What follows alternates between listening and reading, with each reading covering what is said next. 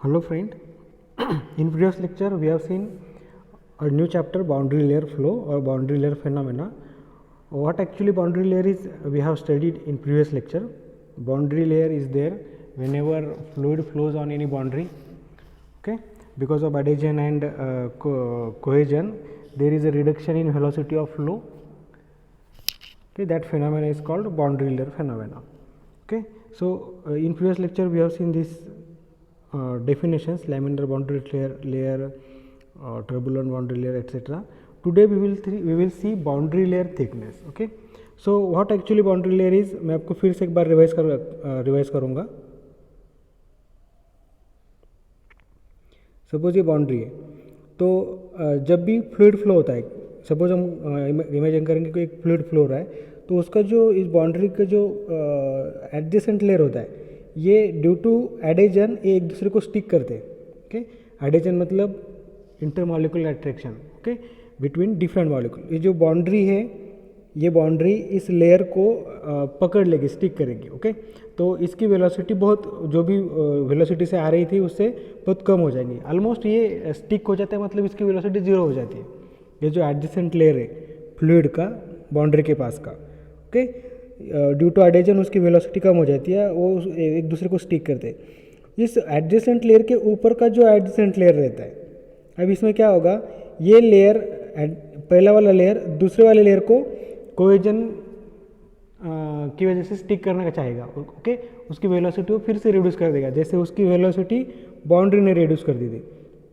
लेकिन ये कोहेजन इस एडेजन के कंपैरिजन में वीक रहता है, तो उसकी वेलोसिटी पूरी कम नहीं कर पाता है, लेकिन उसकी वेलोसिटी कम हो जाती है. सिमिलरली ये ऐसा होता रहता है जब तक कि ये कोहेजन बहुत ही वीक ना हो जाए. ओके, मतलब जो वेलोसिटी है एडजेसेंट लेयर की, उससे ज़्यादा वेलोसिटी उसके ऊपर की लेयर की रहती है, उससे ज़्यादा उसके ऊपर की लेयर की, उसके ज़्यादा उसके ऊपर लेयर की. एक टाइम ऐसा आता है कि जो जिस वेलोसिटी से वो लेयर आ रहा है उसी वेलोसिटी से जाता है. तो यहाँ तक का जो पोर्शन है इसे कहते हैं बाउंड्री लेयर थिकनेस. कहाँ से, बाउंड्री से लेकर जहाँ तक वो अपनी वेलोसिटी से फ्लो ना हो जाए उस लेयर तक रहता है बाउंड्री लेयर.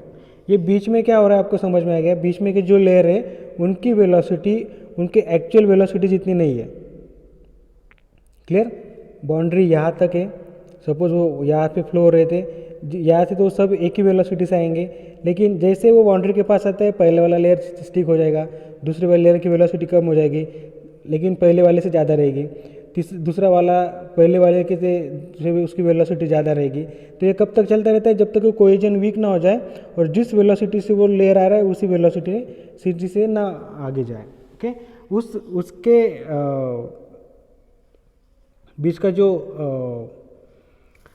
डिस्टेंस है उसे कहते हैं बाउंड्री लेयर थिकनेस. समझ में आ गया, इस डायग्राम में आपको अच्छी तरह समझ में आएगा. ये बाउंड्री, ये ग्राफ निकाला है, ये अपना पहला लेयर की वेलोसिटी जीरो, जैसे जैसे बाउंड्री से दूर जाता है वैसे वैसे उसकी वेलोसिटी बढ़ती जाती है. ऊपर के डायरेक्शन में क्या करता है, वेलोसिटी इंडिकेट कर रहे हैं, और ये लेंथ. क्लियर, तो जैसे जैसे उसकी लेंथ बाउंड्री लेयर से बढ़ेगी उसका वेलोसिटी बढ़ते जाएगा. ओके, तो सपोज मतलब ये वाट फ्लो आ रहा है जो किसी बाउंड्री के ऊपर से फ्लो होगा, तो इसकी वेलोसिटी अब उसकी जो वेलोसिटी है वो मैक्सिमम रहेगी, उसे हम यू कहेंगे. ओके, लेकिन ये पहला वाला लेयर है इसे चिपक जाएगा, उसकी वेलोसिटी जीरो हो जाएगी. दूसरा वाला लेयर है उसकी वेलोसिटी कम हो जाएगी. तीसरा वाला लेयर है उसकी वेलोसिटी कम हो जाएगी. तो जब तक वो अपनी फ्री स्ट्रीम वेलोसिटी से नहीं गुजरेगा तब तक उसकी वेलोसिटी चेंज होती रहती है. उसके बाद में कुछ फर्क नहीं पड़ता, वो आप अपनी वेलोसिटी से मूव होते रहते हैं. मतलब बाउंड्री लेयर कहाँ से, बाउंड्री से लेके जहाँ तक कि पहला लेयर अपनी फ्री स्ट्रीम वेलोसिटी से ना फ्लो करे, तो इसे कहते हैं बाउंड्री लेयर थिकनेस, जिसे डेल्टा से डिनोट करते हैं. समझ में आ गया, ग्राफ पे कैसे दिखाएंगे, इसे हम डेल्टा कहेंगे. Clear, so what is boundary layer आपको समझ में आया होगा. Boundary layer thickness, it is defined as the distance from the boundary of the solid body measured in the y direction. Y direction मतलब ऊपर, measured in the y direction to the point where the velocity of fluid is approximately equal to 0.99 times of the free stream velocity. मतलब almost उसकी free stream velocity इतना. Of the fluid, it is denoted by the symbol delta. Clear? इस diagram में आपको clear हो जाएगा। जो पहला लेयर है वो स्टिक हो जाएगा, जो पहला जो ए पॉइंट है वो। ओके, जैसे जैसे आप बाउंड्री से दूर जाएंगे वेलोसिटी बढ़ती जाएंगी। कहाँ तक बढ़ेंगी? 99% of free stream velocity. Free stream velocity मतलब जिस वेलोसिटी से वो आ रहे थे बिफोर बाउंड्री आने की वजह से कुछ लेयर की वेलोसिटी कम हो गई, लेकिन जो लेयर अभी भी फ्री स्ट्रीम वेलोसिटी से गुजर रहा है उसके बीच का डिस्टेंस मतलब बाउंड्री लेयर थिकनेस। उसके ऊपर के जो लेयर्स है वो अपने अपने जो फ्री स्ट्रीम वेलोसिटी से आ रहे हैं उसी स्ट्रीम से फ्लो हो रहे। समझ में आ गया? अब ये एक और इम्पॉर्टेंट बात, ये चीज़ है, अगर देखो एक फ्लैट सरफेस के ऊपर फ्लो हो रहा है तो कम कम होते होते फ्री स्ट्रीम वेलोसिटी, ये होगा बाउंड्री लेयर थिकनेस।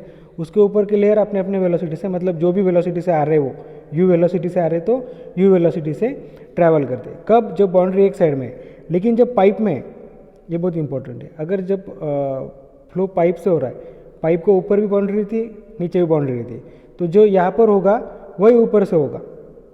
ओके, और बीच में का जहाँ से भी फ्री स्ट्रीम वेलोसिटी है तो इसे भी आप डेल्टा कहेंगे, इसे भी आप डेल्टा कहेंगे। यहाँ पर भी बाउंड्री लेयर रहेगा, यहाँ पर भी बाउंड्री लेयर रहेगा। जहाँ पर दोनों तरफ से बाउंड्री है, जहाँ पर सिर्फ एक ही तरफ से बाउंड्री है तो ये बाउंड्री, ये फ्लो हो रहा है, ये फ्री स्ट्रीम वाले लेयर और इसके बीच का डिस्टेंस बोले तो डेल्टा, और वेलोसिटी इस डायरेक्शन में बढ़ती जाती है। क्लियर? तो ये कर्व वही दिखाता है, ये जो डायग्राम में ये वही दिखाता है। ये बाउंड्री है, जैसे जैसे बाउंड्री से उसका डिस्टेंस बढ़ेगा उसकी वेलोसिटी भी बढ़ती जाएगी। क्लियर? तो ये हो गया boundary layer phenomena. Boundary layer phenomena और boundary layer thickness, boundary layer thickness क्या रहता है? बाउंड्री से लेकर उस लेयर तक का थिकनेस जो लेयर अपने फ्री स्ट्रीम वेलोसिटी से मूव कर रहा है, मतलब अपने ही जो ओरिजिनल वेलोसिटी से मूव कर रहा है, वहाँ तक के डिस्टेंस को क्या कहते हैं? Boundary layer thickness. उससे पहले जो भी लेयर्स रहेंगे वो अपने फ्री स्ट्रीम वेलोसिटी से मूव नहीं करते, अपने ओरिजिनल वेलोसिटी से मूव नहीं करते, उससे कम वेलोसिटी से मूव करते। ओके, तो इसके बाद हमें देखना है डिस्प्लेसमेंट थिकनेस, मोमेंटम थिकनेस वगैरह। तो डिस्प्लेसमेंट थिकनेस क्या रहता है, मैं आपको पहले डेफिनेशन पढ़ के बताता हूँ। सबसे simple definition, the distance perpendicular to the boundary by which free stream is displaced due to formation of boundary layer. मतलब देखिए, अगर बाउंड्री नहीं है तो फ्लूइड ऐसे फ्लो हो रहा है, जो भी अपनी वेलोसिटी, समझो उसकी वेलोसिटी कैपिटल यू है, अपनी वेलोसिटी से फ्लो कर रहा है। ओके, अब इसमें कहीं भी बाउंड्री नहीं है तो कोहेजन एडहेजन भी नहीं है, अपने ही सभी लेयर एक ही वेलोसिटी से मूव करेंगे जो है यू। क्लियर? अब देखो यहाँ पर बाउंड्री आ गई, यहाँ पर एक सरफेस है, अब इसको सरफेस के ऊपर से फ्लो होना है तो यहाँ पर बाउंड्री फॉर्म हो जाएगा। पहला लेयर स्टिक करेगा, दूसरा लेयर की वेलोसिटी कम होगी, तीसरे लेयर की और कम होगी, ऐसा करते करते मतलब थोड़ी कम होगी, उसकी थोड़ी कम होगी, ऐसे करते करते एक लेयर आएगा जहाँ पर कोहेजन 0 हो जाएगा और वो इसी वेलोसिटी से, जिस वेलोसिटी से आ रहा था उसी वेलोसिटी से जाएगा। बराबर? तो इसे कहते हैं बाउंड्री लेयर थिकनेस। क्लियर? मतलब ये जो फ्लो है ये इतने डिस्टेंस से डिस्प्लेस हो गया। बराबर है ना? ये u वेलोसिटी से फ्लो हो रहा था, तो ये u वेलोसिटी से फ्लो हो रहा है क्या? नहीं। उसके ऊपर का फ्लो हो रहा है क्या? नहीं। उसके ऊपर का भी नहीं, सिर्फ ये हो रहा है और इसके ऊपर के सब। तो ये जो मतलब हम ऐसे कह सकते हैं कि ये जो फ्लूइड था वो इतने डिस्टेंस से डिस्प्लेस्ड हो गया है। इतने डिस्टेंस से क्यों डिस्प्लेस हो गया है? क्योंकि यहाँ पर वेलोसिटी u नहीं है, यहाँ पर बाउंड्री लेयर की वजह से उसकी वेलोसिटी में रिडक्शन आ गया है, कम हो गई है। उसकी जो ओरिजिनल वेलोसिटी है ये इसके ऊपर के लेयर उस ओरिजिनल वेलोसिटी से मूव कर रहे हैं। मतलब बाउंड्री की वजह से वो जो फ्लूइड का फ्लो वो इतने डिस्टेंस से डिस्प्लेस हो गया, इसीलिए इसे डिस्प्लेसमेंट थिकनेस कहते हैं। समझ में आ गया? फिर से एक बार बोलता हूँ, देखिए फ्लूइड ऐसे ही फ्लो होता था अपनी वेलोसिटी से, बाउंड्री आ गई तो वो ऊपर से फ्लो होने लगा यहाँ पर अपनी वेलोसिटी से, नीचे उसकी वेलोसिटी कम हो गई। मतलब ये जो फ्लूइड था ये इतने डिस्टेंस से डिस्प्लेस हो गया, इसके कहते हैं डेल्टा स्टार कहेंगे हम, इतने डिस्टेंस से डिस्प्लेस हो गया। ओके, तो तो इसे कहते हैं डिस्प्लेसमेंट थिकनेस। समझ में आ गया? अब मैं फिर से आपको बताता हूँ। The distance perpendicular to the boundary by which free stream is displaced due to formation of boundary layer. Clear? तो बाउंड्री लेयर फॉर्मेशन की वजह से वो जितने डिस्टेंस से डिस्प्लेस हुआ है उसे कहते हैं डिस्प्लेसमेंट थिकनेस। ओके, और इसकी दूसरी डेफिनेशन भी है, it is defined as the distance, sorry,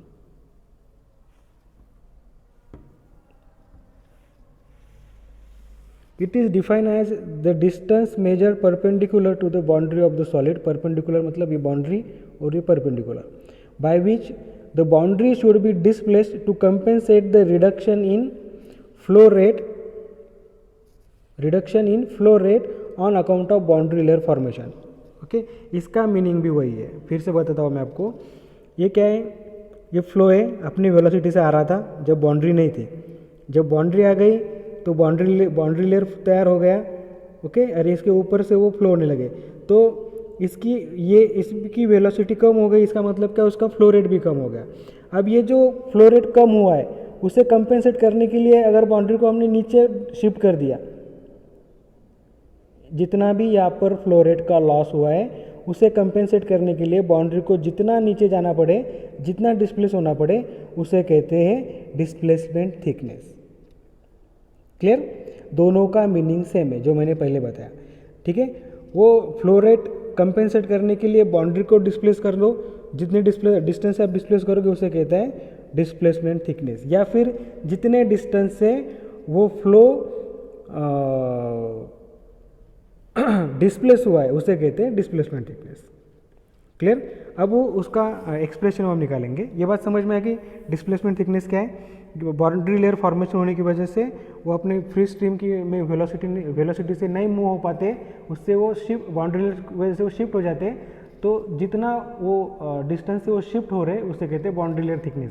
या जितने डिस्टेंस से हमें बाउंड्री को शिफ्ट करना पड़े ताकि उस बाउंड्री लेयर फॉर्मेशन की वजह से जो फ्लो रेट का लॉस हो रहा है वो कंपेंसेट हो जाए, उसे हम कहते हैं डिस्प्लेसमेंट थिकनेस।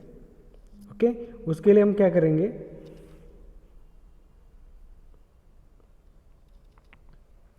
उसके लिए हम क्या करेंगे? ये देखिए, ये हमने एक छोटा सा स्ट्रिप कंसीडर किया है। 1 सेकंड।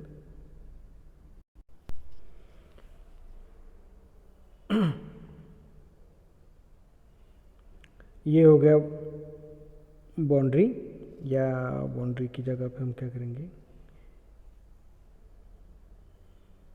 बाउंड्री। ओके, जैसे हम बाउंड्री से दूर जाएंगे वेलोसिटी बढ़ती जाएंगी। ये वेलोसिटी का कर्व है। ये हो गया वाई डायरेक्शन, मतलब इसमें आपको परपेंडिकुलर टू द बाउंड्री है, इसमें वेलोसिटी बढ़ती जाएंगी। तो हमने क्या किया? एक सेक्शन कंसीडर किया 1 1। ओके, जहाँ पर ये वेलोसिटी डिस्ट्रीब्यूशन है। वेलोसिटी मतलब वेलोसिटी कैसे बिहेव करेंगे?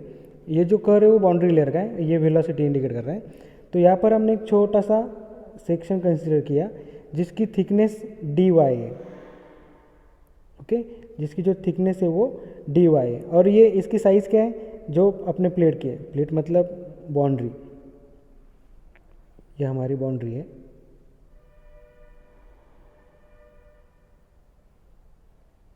ओके, यहाँ पर ये जो मतलब ये जो छोटा सेक्शन कंसीडर कर रहे हैं जिसका थिकनेस dy, उसकी विड्थ कितनी होगी? ये बाउंड्री इतनी, सपोज बाउंड्री की विड्थ b है तो इसकी विड्थ भी b होगी। ये आप ध्यान में रखिए। ठीक है, और जो वेलोसिटी आ रही थी वो है u। ओके, u मतलब फ्री स्ट्रीम वेलोसिटी, जितने वेलोसिटी से वो आ रहा था पहले बिफोर बाउंड्री की वजह से उसकी वेलोसिटी चेंज हो गई, तो उसकी जो भी वेलोसिटी रहेंगी हम स्मॉल u कंसिडर करेंगे। अब ये स्मॉल u वेरी करेंगी, बाउंड्री के पास वेलोसिटी 0 रहेंगी। ओके, मतलब जब y की वैल्यू 0 है तो वेलोसिटी 0 है, क्योंकि बाउंड्री ने पहले लेयर को स्टिक कर दिया है, पकड़ लिया है। ओके, आपको फिर से एक्सप्लेन करता हूँ मैं आपको।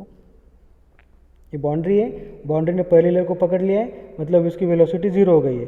तो यहाँ पर वेलोसिटी कितनी है? 0, और ये वेलोसिटी धीरे धीरे बढ़ते बढ़ते कितनी हो जाएंगी? Capital U। ओके, मतलब ये हमारा y डायरेक्शन है। जब y इक्वल्स टू 0 है तो u की वैल्यू भी 0 है, मतलब y 0 कौन सा है, जो बाउंड्री के ऊपर है, और बाउंड्री की वेलोसिटी 0 है, तो उसने जो लेयर पकड़ा है उसकी वेलोसिटी भी 0 है। ये बढ़ते बढ़ते जब जब ये y बाउंड्री लेयर थिकनेस इतना हो जाएगा तो वेलोसिटी कितनी हो जाएंगी, कैपिटल U। ये अब हम आगे देखेंगे। समझ में आ गया?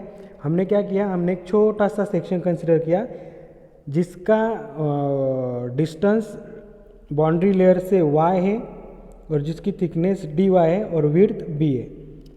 तो अब देखिए जो मैंने बोला यहाँ पर लिखा है वो, ये what is y, y is distance of that element और स्ट्रिप फ्रॉम द प्लेट। मैं यहाँ पर निकालता हूँ वो, ये हमारा सेक्शन 1 जो ये इसका डिस्टेंस है y। ओके, dy ये जो एलिमेंट हमने पकड़ा है उसका thickness dy। u small u velocity of fluid at the element strip, ये जो स्ट्रिप में जो भी वेलोसिटी है वो स्मॉल u, और b उस प्लेट की विड्थ इस डायरेक्शन में जो अपने को इस एंगल से नहीं दिखेगी। अब इसका एरिया कितना होगा उस स्ट्रिप का, वो स्ट्रिप ऐसी है जिसका थिकनेस dy है और उसकी विड्थ है b। ओके, तो उसका एरिया कितना होगा, b इंटू डी वाई, ये b इंटू डी वाई। मतलब यहाँ से फ्लो होगा ना तो हमें इसका एरिया पकड़ना है, तो ये हो गया डी वाई और ये हो गया b इंटू डी वाई। अब हमें क्या करना है कि मास फ्लो रेट निकालना है।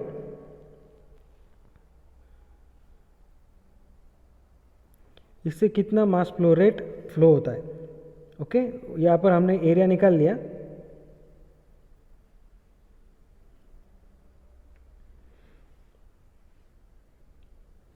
तो मास फ्लो रेट कैसे निकालेंगे हम, mass flow rate equals to rho A V. Rho मतलब डेंसिटी, ए मतलब एरिया, वी मतलब वेलोसिटी। तो रो वेलोसिटी कितनी है उस स्ट्रिप के अंदर जो वाटर जा रहा है या लिक्विड जा रहा है उसकी स्मॉल यू, और उस स्ट्रिप का एरिया कितना है b इंटू डी वाई। तो इतना मास फ्लो रेट उस स्ट्रिप के अंदर है, rho U b into D Y. Okay, जो हमने यहाँ पर निकाला, जो यहाँ पर निकाला rho U B into D Y. अगर वहाँ पर बाउंड्री नहीं होती, समझ में आ गया, ये बाउंड्री है, अगर बाउंड्री नहीं होती तो उस जगह से जो हमने स्ट्रिप कंसिडर की उससे कितनी मास फ्लो रेट फ्लो होता। अगर बाउंड्री नहीं होती तो वेलोसिटी कितनी होती उस लेयर की, u, स्मॉल u नहीं रहता, कैपिटल U। ओके, जब बाउंड्री है तो वेलोसिटी u है, जब बाउंड्री नहीं रहती तो कैपिटल U से वो फ्लो होता था, जितनी उसकी वेलोसिटी उतने वेलोसिटी से फ्लो होता था। तब उस केस में उसका मास फ्लो रेट कितना रहता, rho A V. Rho v मतलब u, एरिया उस स्ट्रिप का तो सेम ही है, b into D Y. Okay, देखिए जब बाउंड्री लेयर है तो फ्लो रेट इतना है, जब बाउंड्री लेयर नहीं रहता था, सपोज बाउंड्री अगर नहीं रहती थी तो उसका मास फ्लो रेट इतना रहता है। इसमें रो b और डी वाई सेम है, सिर्फ u चेंज है, और capital U is greater than small u। मतलब before boundary mass flow rate ज़्यादा था, लेकिन बाउंड्री की वजह से मास फ्लो रेट कम हो गया। Okay, there is a reduction in mass flow rate because of formation of boundary layer. समझ में आ गया? तो कितना लॉस हुआ मास फ्लो रेट का, before boundary mass flow rate इतना था, after boundary formation mass flow rate इतना हो गया। तो कितना रिड्यूस हो गया, ये माइनस ये। ओके, मतलब rho U B D Y minus rho small U B D Y, इतना मास फ्लो में रिडक्शन हुआ। इसको हम रो बी और डी वाई कॉमन है तो U capital U minus small U, इतना मास फ्लो रेट का लॉस हुआ। क्यों? Because of formation of boundary layer. अगर बाउंड्री लेयर फॉर्मेशन नहीं होता था तो मास फ्लो रेट में रिडक्शन नहीं होता था, लेकिन बाउंड्री लेयर फॉर्म हो गया तो मास फ्लो रेट में रिडक्शन हो गया, वो भी इतना जो यहाँ पर निकला है। ठीक है, तो because of formation of boundary layer mass flow rate is reduced by this much amount. अब ये हो गया उस स्मॉल एरिया के बारे में जो हमने स्ट्रिप कंसिडर किया था। ये पूरे इसमें कितना होगा, इसका इंटीग्रेशन बाउंड्री 0 से डेल्टा तक बढ़ रही है, तो rho B U minus U into D Y. समझ में आ गया? एक स्मॉल एरिया में अगर इतना रिडक्शन हो रहा है तो टोटल में कितना होगा, हमें उसका इंटीग्रेशन लेना पड़ेगा। तो हमने इंटीग्रेशन लिया। अब ये सपोज हम क्या करेंगे, हम बाउंड्री को डिस्प्लेस कर देंगे। बाउंड्री पहले यहाँ थी तो मास फ्लो रेट में इतना रिडक्शन हुआ, ये कंपेंसेट करने के लिए ये जो बाउंड्री है इसको हमने इतना डिस्प्लेस कर दिया। सपोज हमने उसको डेल्टा स्टार डिस्टेंस से डिस्प्लेस कर दिया। क्यों? ताकि जो भी मास फ्लो में रिडक्शन आया है वो कंपेंसेट हो सके। ओके, तो इस केस में देखिए, तो बाउंड्री डिस्प्लेस होने की वजह से जो मास फ्लो रेट का कंपेंसेट है वो इतना हो जाएगा। हमने इसी डिस्टेंस से बाउंड्री को डिस्प्लेस किया है ताकि जो भी ये लॉस हुआ है वो कंपेंसेट हो जाए। तो उसके लिए हमने बाउंड्री को डेल्टा स्टार से डिस्प्लेस कर दिया। समझ में आ गया? ये जो डिस्प्लेसमेंट की वजह, ये जो बाउंड्री लेयर की वजह से मास फ्लो रेट में रिडक्शन आया था, उसे कंपेंसेट करने के लिए हमने बाउंड्री को डेल्टा स्टार से डिस्प्लेस कर दिया। तो जो डिस्प्लेस करने की जगह है उसमें से कितना फ्लो होगा, रो यू बी ये डेल्टा स्टार। ओके, अब इसकी वैल्यू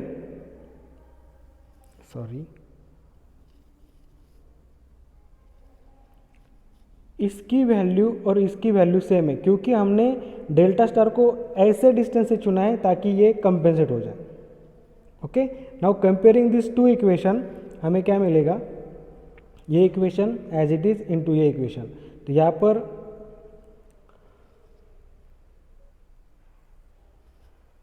रो बी कैंसिल हो जाएंगे, यहाँ पर ये इंटीग्रेशन और u इंटू बी। तो डेल्टा स्टार एक जगह पे, ये वाला u इस साइड में गया, तो 1/u उसको हमने अंदर भेज दिया इंटीग्रेशन के, ये हो गया। उसको हमने सिंप्लीफाई किया, u minus u upon u, उसका डिनोमिनेटर सेपरेट कर दो, 1 minus u upon u into D y, 0 to delta. Okay, तो ये हो गई डेल्टा स्टार की वैल्यू।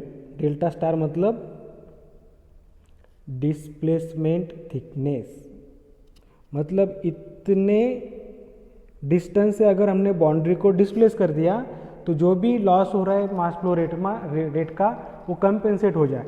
या दूसरे वर्ड में, इतने डिस्टेंस से वो फ्री स्ट्रीम डिस्प्लेस हो रही है। दोनों का मतलब सेम है। मतलब ये डेल्टा स्टार की डिस्टेंस से ये अपनी प्लेट है, वो फ्री स्ट्रीम डिस्प्लेस हो रही है, या फिर इस प्लेट को हमें डेल्टा स्टार नीचे लेके जाना होगा ताकि जो भी रिडक्शन होगा वो कम हो जाएगा। दोनों का मतलब सेम है। ठीक है, तो ये एग्जाम में भी आता है और इसके ऊपर एक न्यूमेरिकल भी आता है, बहुत सिंपल रहता है, उसे आप मिस मत कीजिए। आपको अगर कोई डाउट है तो आप मुझे व्हाट्सएप पर पूछ सकते हैं। Thank you.